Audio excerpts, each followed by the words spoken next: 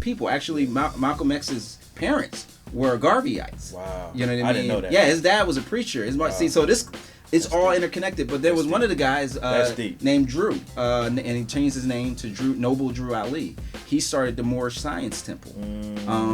And one of his students, a couple of his students, Fard Muhammad and Elijah Poole, who became Elijah Muhammad, they take the idea of, so what Drew Ali did was said, you know what, he took, because Garvey said that we were from Ethiopia, which is a Christian nation. Sure. And so, but he was the first one to identify us with a actual, that's right. Yeah. People don't know that. Yeah. It really messes with this whole idea of a white man's religion too. Because that's in the Bible. You go to Acts chapter 8, and the gospel got to Africa before it got to Europe. Yes, it's DJ Wado. We are live at Ja Rockin' with my brother Rasool Berry. What's up, man? Now, this brother's got a nice little resume here. First of all, he's a graduate of the University of Pennsylvania. That's Ivy right. League in here. All right. He's on staff with Crew, and he's also on staff with the Bridge Church here in Brooklyn, New York. That's right. And Christian rap fans will know this and appreciate this. He is the man who brought us Level 316, a.k.a. 6 Way Street. Oh, there he is. We got to throw that in there, gotta brother. throw that. We got to throw that in there, man. You know what I mean? Yep. How you doing, bro? Doing good, man. Doing good. Just about to move. So that's kind of a big thing. Moving to New York City is a beast. So I can about to only make that imagine, happen. bro. Yeah, so just packing boxes, all that good stuff. So, Sure. Yeah. So I wanted to have Rasool on because there's been a lot of conversation, I think, in light of Kendrick Lamar's new album, just around Black Hebrew Israelites. Yep. And for those of us that do urban ministry, this has always been kind of a part of the conversation, along with the 5 Percenters and the Nation of Islam and those types of groups, man. But I just wanted to kind of get some thoughts from you because I know you've had some personal dealings with them in terms of even this affecting your family, but also from a ministry standpoint as well. Yeah, absolutely, man. This it does ring personal. So my step brother and step sister, their mother was deep in it. After she broke up with their father, my stepfather. Sure. And to the point where my stepsister, she's a year younger than me, ran away from home to get out of it. She was super, it was restrictive. She couldn't go over people's houses and play if they weren't in the group and the connection. The older brother kind of more stayed along with it, and actually for a season he stopped, but then he got back into it recently, and it contributed to his marriage ending. His daughter went with his wife, and they're estranged, and his son went with him, and he's in the camp and all of that. So I've got to see the devastation of that. I was talking to my sister recently, and she was just telling me, pleading with me to let people know this is a cult and that this is something that has destroyed lives, like her life. So it was really it's been gripping to experience and see that devastation play itself out in my family. But also to know that there's been hope, you know what I mean? Even recently, a brother named Jada Producer, who was the top Hebrew Israelite producer of their music and tracks and stuff like that, just recently announced him coming out of it. And so there's hope as well. But yeah, there's a lot of mystery, what exactly, who are they, what do they believe, where's all that? I was gonna say, I think one of the challenges is there's no central kind of this is the core beliefs. Right. Well, there's one core belief. Okay. There's one essential core doctrine that all Hebrew Israelites, no matter what camp that they're in, and that is that Black people are the true tribe, or the true people of Israel. Sure. And in most cases would say the tribe of Judah. There beyond that, it kind of depends. Some people will include anybody that was on the short end of the stick or were a victim of the transatlantic slave trade. So that would include Puerto Ricans, Dominicans, Mexicans, some Native Americans. But there's debate among the camps. But anybody, and they would still call them Black Hebrew Israelites.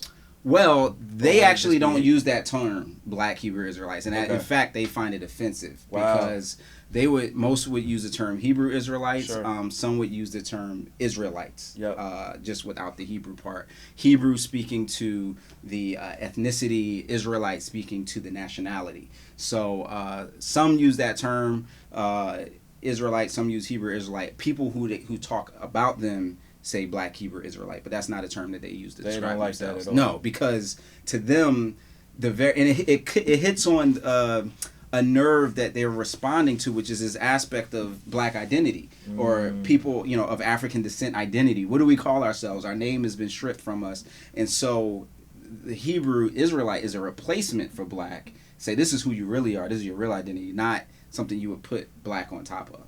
So when they're referring to themselves as Israelites, yes. Are they saying they're from the geographical space that we call Israel now? Essentially, originally, yes. Okay. So a core beginning point to the connection between how they got there and there. So it's essentially, first thing, yes, that when they say they're the true Israelites, the people we read in the Bible, Abraham and his seed, Isaac, Jacob, Jacob's kids, they would say that all of those people were originally Black, and so their progeny, everybody, all of them. Wow. Right. And so then through the dispersion of different things, folks went to Africa, and so then when and a lot of this is built on the book of Deuteronomy, especially chapter 28. That is a core doctrine. You actually hear that in Kendrick's album.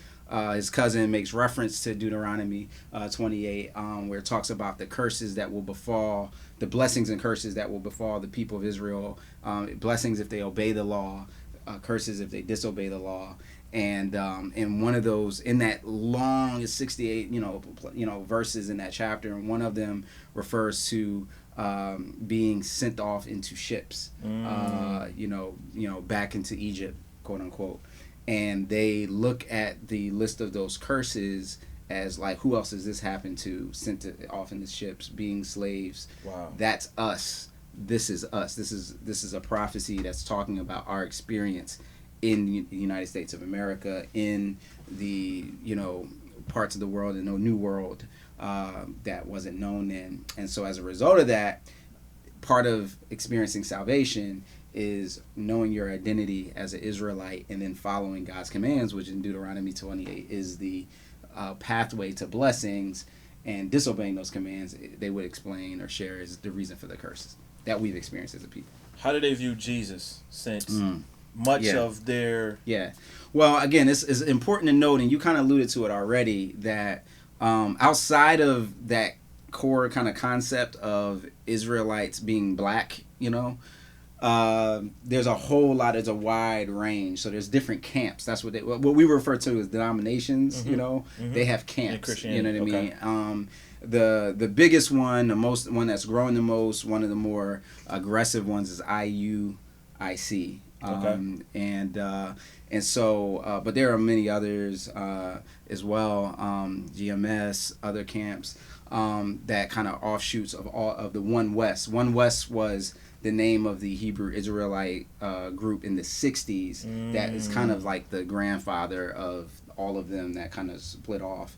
And so in that realm, so the core teaching is that. Now, beyond that, it gets dicey depending on who you talk to in terms of who Jesus is, right? So some, like my sister and brother, like when they were in it, like they were forbidden from reading the New Testament. Wow. It was like forbidden. You know what I mean? It was like, you ain't, like my sister told me, I was talking to her on the phone about it, like she would get in trouble for reading the New Testament. It was like, that's not So what, do they try to get Bibles that are just Old Testament? I guess just, she still said they Bibles had New Testaments in it. They just told them not to read it. So I guess, when you got limited resources, you don't have access to Hebrew Bibles like that. Sure. So some would totally reject Jesus as a Messiah. Others, or its significance at all, like New Testament is, but that's not the majority. Yeah. The majority would see value in the New Testament, would see Jesus as a messianic figure, I would say. But what exactly that means is, I think, is very left up to interpretation, and is not the emphasis. So one of the things, the main thing it means is that he's black. Again, it goes back to the national identity thing. So for some, they would say that his value of being a black man that completely obeyed the law of Moses, which we would agree with as believers.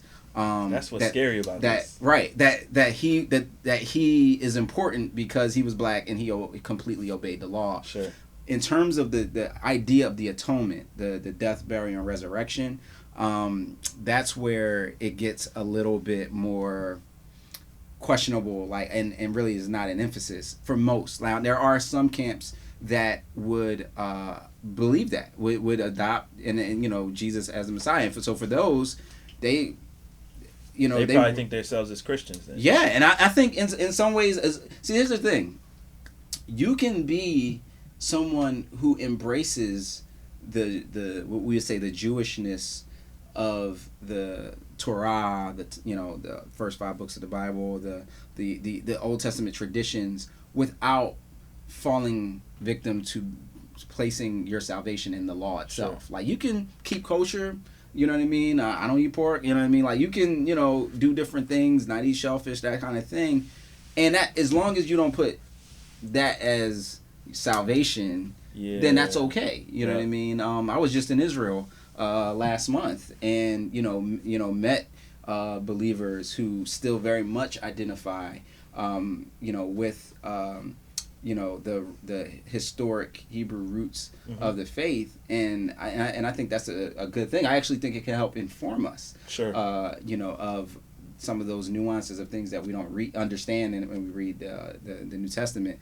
But the big thing, interpretation wise, and this is a huge difference, and this is for us as believers, this is something that we don't oftentimes understand. I think that one of their key fundamental errors the Hebrew Israelites make is that they don't follow the trajectory of the scriptures of the New Testament gives us the best interpretation of the Old Testament. That's where we start, from a Christological hermeneutic that says the way that I understand what the Old Testament is about is through the lens of Christ, because Jesus said, I did not come to abolish the law, but to fulfill it.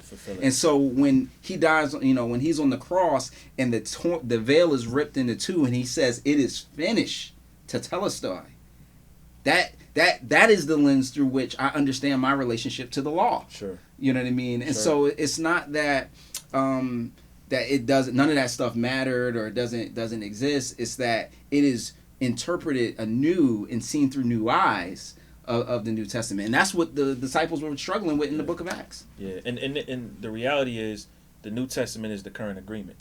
Yeah, you know what I mean. Like the Old Testament was the original agreement. Right. Yes, he comes. Yes, now we have a new agreement. That's what the whole Last Supper was. Yeah, when he said, this cup, which represents the new covenant of my blood. Do this in remembrance of me. This bread represents my body, and we don't understand as Gentiles that he was reading this scripture. He was doing something during Passover. That was what was being celebrated, and so the Passover, and it gets better, right? Because what was Passover about? Passover was about the acknowledgement of the fact that God had the angel passed over the Jews because of the blood that was covering the doorpost. So what Jesus is saying is that my blood is going to be covering your sin. The new blood represented by the cup. And that's what's going to save you. That's what saves you, not obedience to the law. That's good. That's really good.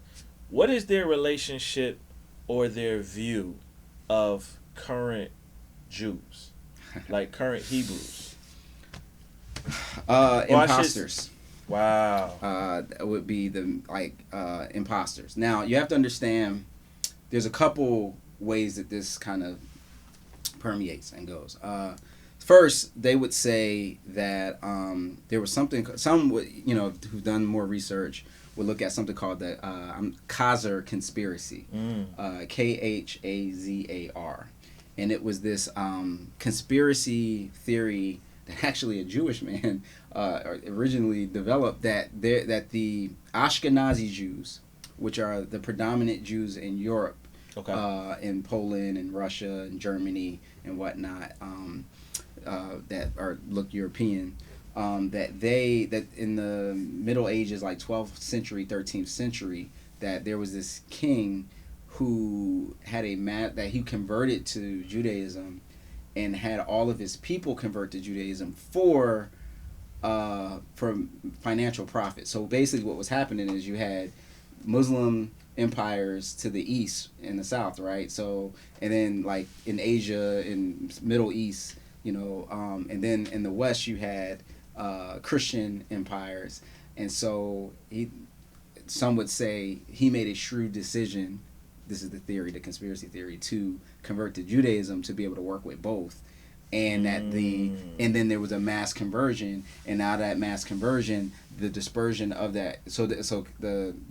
That region where the Khazar conspiracy supposedly happened was like basically modern day, you would say like Turkey and places like that, and southern Russia. And so they would say they spread, and so essentially for them, that means they're not really Jews by descent or ancestry, that they're converted. And especially in a perspective that would say that it really, they don't have an idea of conversion. See, to them, to the Hebrew Israelite, if you're not an Israelite, you're not saved. Like, they look at white people, they call them Edomites.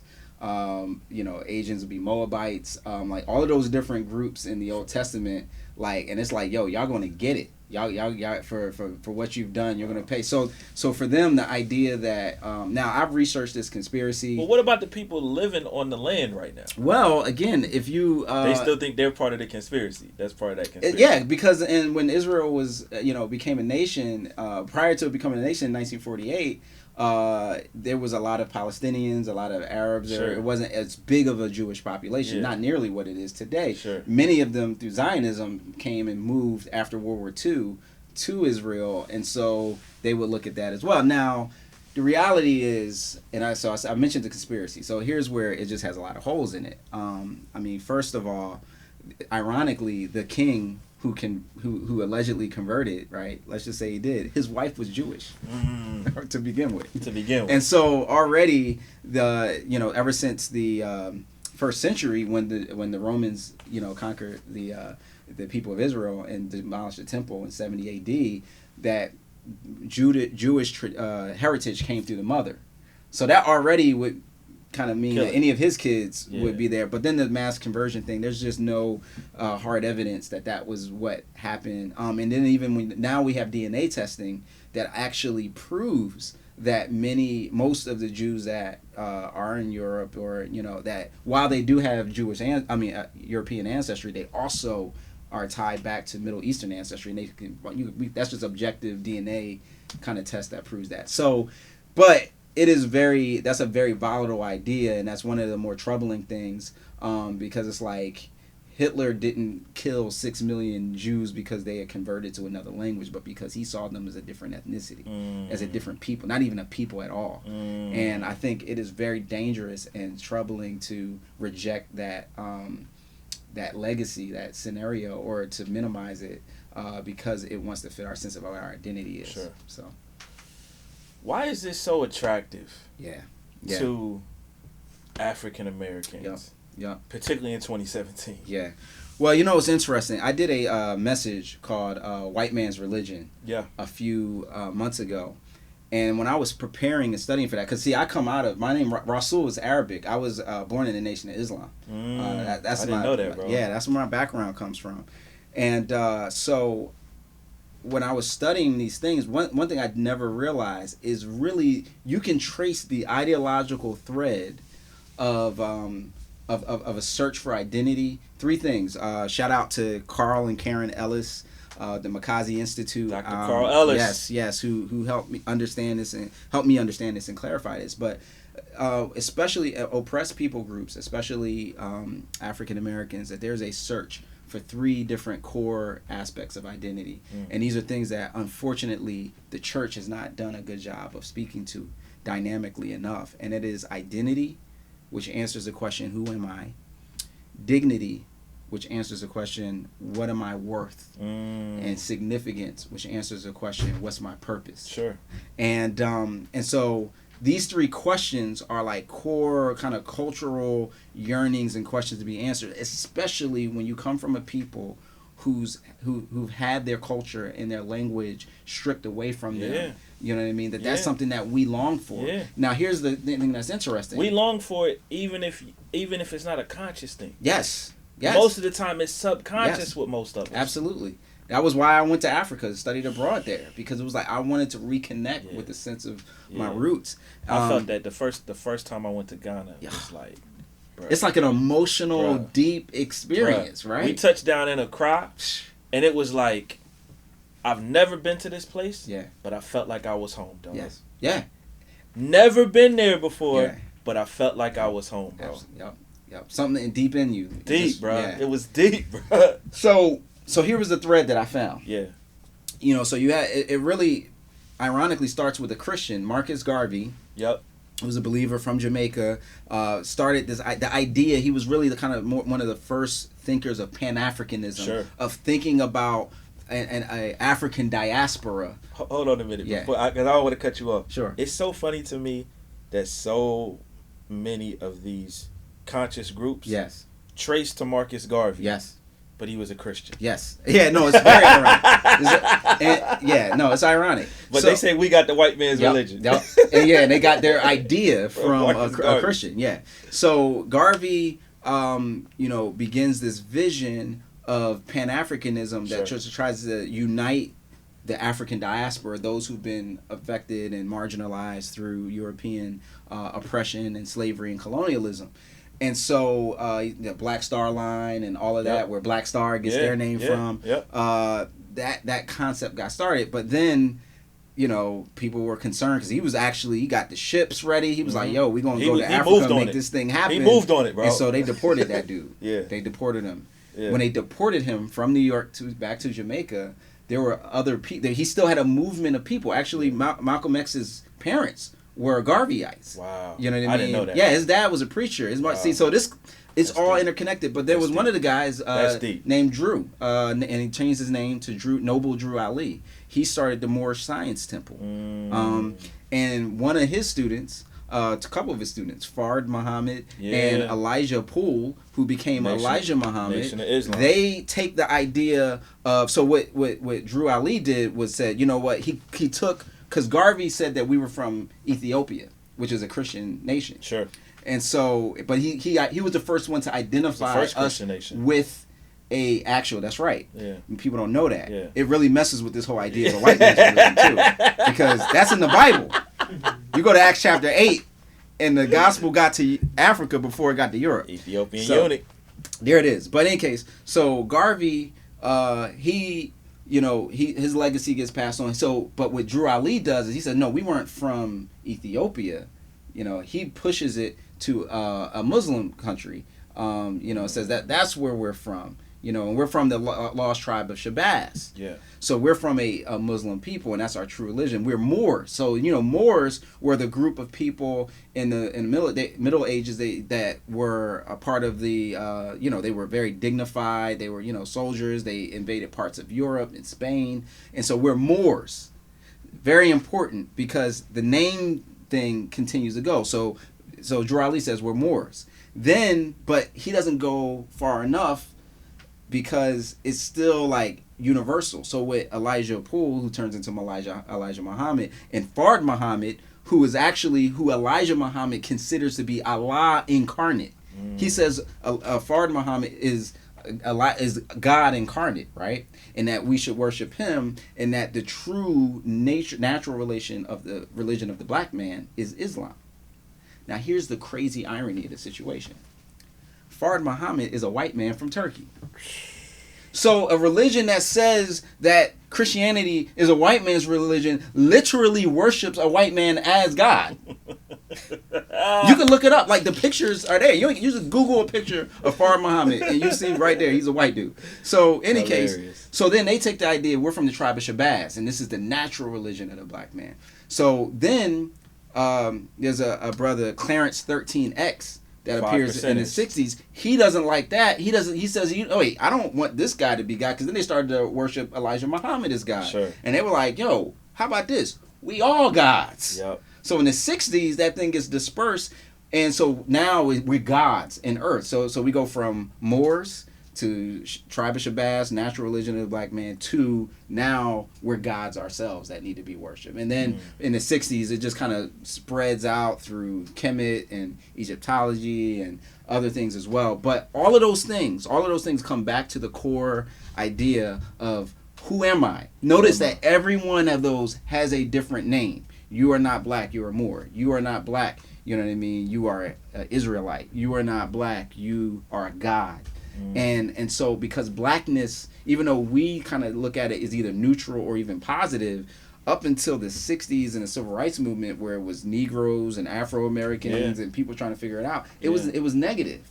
And so people are trying to find that sense of identity, that sense of significance. You know what I mean? Like, what's my purpose? Why did this happen to us? And that's another potent explanation that Deuteronomy 28 gives the Israelites. They say, this is why it happened to us, because we disobeyed his commands. Yeah. So now if we obey his commands, then we get to now be, and this is where it gets really, some of the camps get very explicit and profane, but and very bold. They talk about, being like white people being our slaves, Edom, being the Edomites being our slaves, even white women being our sex slaves. I mean, some of it gets very dark and this picture, but it's like the tail, the tail becomes the head, like in that place in Deuteronomy 28 where it says you will be the head and not the tail. And they take that literally. It's interesting, the parts even in the same verse that they'll take literally, and then the other parts that they'll take symbolically. Because in Deuteronomy 28 it says that you will be sent back to Egypt. And so the idea in it is that obviously the people of Israel at one point were enslaved in Egypt, right? And that you're saying you will go back to Egypt, and then they'll make that symbolic and go, well, no, that's not talking about actual Egypt. It's talking about But then when it gets into the other things, a ship is very specific. So their interpretive approach is not consistent because it's based on this desire for a connection with identity, which is a very real, important one. We do need to know that we're worth something and that we have an identity. We do need to know that we have dignity and worth, and we do need to know that we're significant. But the way that we shouldn't go about doing that is twisting scripture and making it say something that's not. Sure. So Rasool, man, how has this evolved? Sure. Because I know sometimes with some of these types of movements, it's hard to kind of pinpoint like a starting point. But how has this kind of I think Black Hebrew Israelite I think evolved is a good word to use because let's start with Africans enslaved in the New World, right? And being exposed to Christianity, many for the first time. Now, I'm not saying that this was the first time that Africans experienced Christianity, because we already said definitely not. Yeah, that predates by a couple thousand years. Sure. But and that's an important point. But for those who were enslaved, they're getting exposure to this Bible, and and this is another thing that gets misread in history, there wasn't like all the slave masters were trying to teach their slaves how to be good Christians. Sure. That just wasn't the story. In fact, if you do the research, you see that they didn't want them to learn how to read, and they didn't want them to read the Bible, and there was even a lot of internal debate. And initially, these planters and people didn't want them to know anything about God, and they feared that if they did, because there's this kind of very big story that happens pretty early in the Bible where like a whole nation of millions of people get free. Like God is like really upset about this thing called slavery, and he frees them. Yeah. And so very early on, you see the ideas, the images of of Egypt and being like symbolism of Israel. So what did they call Harriet Tubman? They called her Grandma Moses. Yeah. Where was she taking the people? Yeah. To the promised land, the promised land of freedom. Yeah. You look at a lot of our churches, and they have names like that like Exodus or like what I mean, like Mount Sinai or Mount Carmel, and all of these identifications with these images of things that happen in Israel. And so, the process of freedom. And exactly. Yeah. Joshua is a big name for a lot of people. Yep. So you look at that. So I would say already there was a very clear resonance that story would have with a group of people who are enslaved, and they get exposed to this story. Like God, the God of the universe, is not on the side of the Egyptians, the powerful army, but he's on the side of this, group of slaves that are being oppressed by the army. He hears their cries and responds to it. So they identify with that. Now, and then some took that identification and just went a step further and said, not only are we like them, we are them. Yeah.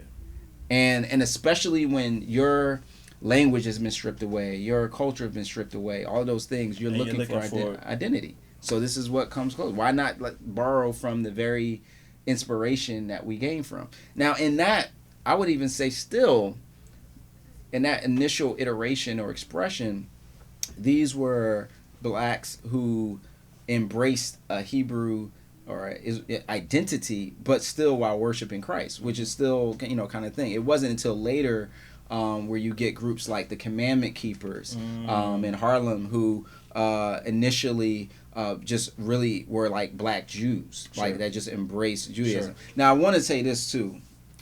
I am not suggesting that there were not authentic Jewish people that look like us or Israeli. I'm not saying that. Matter of fact, when I was in Israel last month, I hung out with a group of Ethiopian Jews who traced their lineage back to Solomon. Wow. When Queen of Sheba took a little visit over, Solomon, she came back with some, some gifts. I got you. But more than just some gifts. Right. And some even go further and say, they're from the tribe, they're the tribe of Dan and whatnot. So I'm talking about Ethiopians who've been practicing Judaism for thousands of years. Sure. And so that exists. So I'm not saying it doesn't.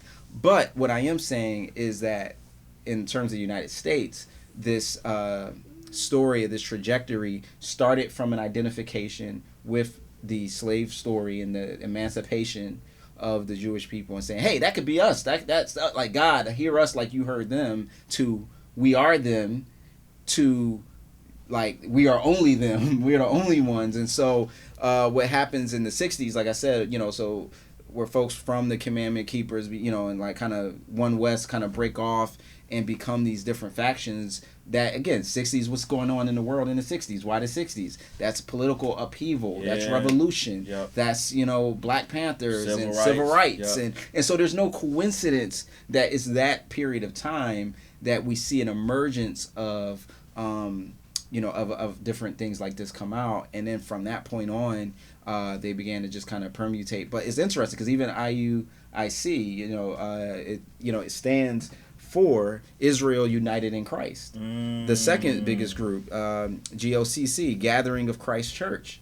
Now they're probably the most likely to embrace, or the only ones likely to even embrace a Gentile.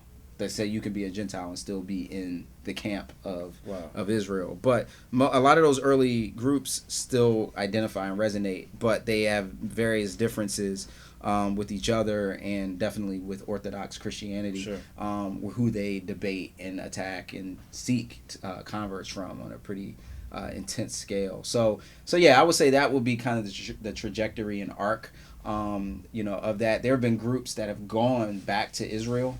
There was a group that moved back to Israel, and Israel didn't recognize them at first as people, and then eventually they started to have like a naturalized citizenship status, and they're still over there. And so this idea, this search for identity and significance has been there for a long time. But part of the problem, again, let me just go back to Deuteronomy real quick with the curse, where it gets really problematic to say in any kind of broad brush. Because one of the other things that happens, and I don't know if we got time to get into the misogyny in these camps, and the xenophobia when it comes to our African brothers and sisters, obviously whites, obviously a lot of different people who are not, the chosen ones, so to speak. And so there's a lot of repercussions that come, from that. But going back to the Deuteronomy thing, it becomes problematic to say, because you're forced now to say, okay, the people who sold you, right? So the Sierra Leoneans or the Ghanaians or the Cameroonians or the Nigerians, the ones who were the ones selling the slaves. They're not Israelites. Only the ones who got sold. But as we know, that is like, so wait, you're saying that through like some incredible like random chance, like the one that the net got on, you know what I mean? Like they are the Israelite, but the ones that didn't. That makes no sense, bro. But you have to go there because, like I said, they reject Africans. Wow. You know what I mean? For the most part, as like you're not an Israelite. You know what I mean? That and totally falls apart, bro. It does, but that's what I'm saying. Yeah. So but even beyond like not being in, the implications of being out, some of the memes that I've seen, some like the way that Africans are talked about or treated. I mean, it's bad. The other thing is it only makes sense in the United States context. It's kind of fascinating when you think about like the Brazilian, you know what I mean, like Afro-Brazilian who kind of got dropped off over there. Yep. And it's like, or the person that served in the military in Japan, and they just kind of like, it's just, there's this like, when you look at it from a global standpoint, things kind of fall apart as well in terms of like a global plan of salvation that God has. Not to mention the amazing theological acrobatics that you have to do to conclude reading the book, like a book of Galatians, sure, that somehow the Gentiles are excluded from the new covenant. But there are ways that they try to do that. Say, well, when it says Gentiles, it means like non-practicing Jews, or it gets pretty tough to kind of impossible to stay consistent. that gets a bruh. Yeah. So, but here's the thing. I do want to say this though. Sure. Because then it's like, well, why is it so attractive? Yeah. And this is where I think it's an indictment on the church, because for example, when I talk about my older brother, who like I said, I mean, lost his marriage, broke up, but when he was having problems with his wife, and left the house, they brought him in, and his son. And there's a level of camaraderie. There's a level of being your brother's keeper. Well, everybody, I don't care what you say. Right. Everybody wants acceptance, bro. That's it. You want acceptance. Right. And I will go a step further and say, oftentimes in the church, we don't, like, they will literally, if somebody falls on hard times, say, you could stay with us. Bro. And people don't find that. You know what I mean? They also challenge people with a purpose and a vision beyond themselves. You know what I mean? I mean, to stand up on a platform in the middle of New York City and proclaim what you believe, even if it's in error. I mean, I admire that kind of boldness, and I think about like what we do in youth groups sometimes, just kind of entertain kids, and we don't set any kind of vision in front of them. I think that's a problem. But man, there's a sister at our church who was involved in Hebrew Israelites until around 2000, 2001. One of the things that happened, and one of the chief guys in their camp predicted that the end of the world was going to happen in 2000. Wow, with Y2K and all that. Yeah, 2000, that was the prophecy. And when it didn't happen, there was a whole group of disillusioned Hebrew Israelites that just kind of fell apart. I mean, like, literally, it was a big thing in Brooklyn, and almost it evaporated. It's building back up again slowly. But she was telling me one of the parts of the doctrine was that she, was seeing somebody there, and they, were intimate. And what they would teach is, if you have relations with a woman, then that's your wife. That's what makes her your wife. But then also, not a ceremony, anything like that. You have relations. But they also would allow you to have multiple ones. So you can have multiple wives. Yes. So basically, whoever you were going there with, that was in. But in the meantime, she talked about how, like, she was at the time 16. This dude was like 20, and they convinced her that in order to be part of the camp, she had to leave her family. Wow. At 16. That's a cult, bro. So that's a cult. Yeah. And so her mom, like, so one day she told her mom she was going to do her laundry. So Vince had her came back. And never came back. Mom goes to the job, is like pleading with her to come home. She's like ignoring her. Mom follows her out, like waits there till she gets off of work, follows her, you know what I mean? And as she goes home, and so it delays her. So then so by this point, she follows her to where her boyfriend is staying. Their camp is out there. Mom is out there, like, in tears, pleading with her 16-year-old daughter to come back home. And there's a standoff, and then police come, and the police are like, in New York State, she's 16, she can do whatever. Mom has to go home. Wow. And it wasn't. And they let that happen. They wanted it to happen. That was what was supposed to happen, because there's a sense of control. And so there's, and again, I'm not saying that's everybody does that to the same extent, because there's a lot of different camps. Shout out to Vocab Malone, who really kind of hit me onto a lot of the nuances with that. And so yeah, there's a broad range, but that is but the most IUIC, which is the one that Kendrick is kind of affiliated with, his cousin Carl, Duckworth. Yeah, that's a part of the package. And so it's funny, because we live in an era where people say, well, what you believe is what you believe, what I believe. Well, you can't contradict, say something about what other people say. And pretty much all these religions teach the same thing. And I was just listening to Truth's album, It's Complicated, and he has this part where the song Religion, where he quotes, Dr. Ravi Zacharias. He says that all religions are superficially similar, but fundamentally different. And so when you look at something based on Christ and in a sense of forgiveness that he's given, undeserved, unmerited favor. Sure. You know what I mean? And that by my trust in his free gift is what saves me. That is an entirely different foundation to build upon than one that says, I do it, I earn it because of things that I do. And this is what I've learned. That fundamentally, you always get in trouble with control with people when you attach salvation to things that you can see and you can prove. Because once you make it a thing you can do, what you can eat, what you can't eat, what you can wear, what you can't wear, then that means a man can tell you if you're saved or not. That means a woman can tell you. And then that's where the control steps in. Sure. That's where the control steps in. Rasool, man, this is amazing information, brother. Yeah. Amazing, man. For people that want more information or just, you know what I mean? Yup. What's some good resources? Yeah, man. I would go, first of all, streetapologist.com. Yep. Is a great site. My man Vocab Malone does some great work. And this dude is like in the trenches. He's interacting. He's dialoguing with these guys. So that's a great place to go. Streetapologist.com. Also, I would say there's a Facebook group, Christians in Hebrew Gospel Discussion. I would only go there if you really are affirming your faith. Don't go there if you're just trying to, still figure out life, because it could be a lot confusing. And but that's a place I go to just kind of listen sometimes. Vocab actually told me about a conference coming up May 4th through the 6th called One Truth Conference. It's a conference that is going to be focused on responding to Hebrew Israelite. Wow. For the first time. It's going to be in Tallahassee, I think he said. Okay. It's called OneTruthConference.com.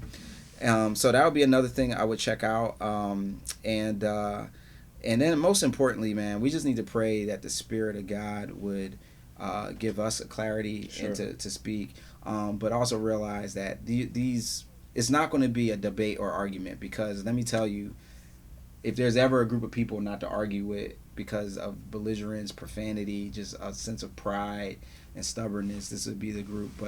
But to love on people, to really be intentional about pouring into other people and just building a relationship, I think that's really key and important. And so those would be some places I would go to check out.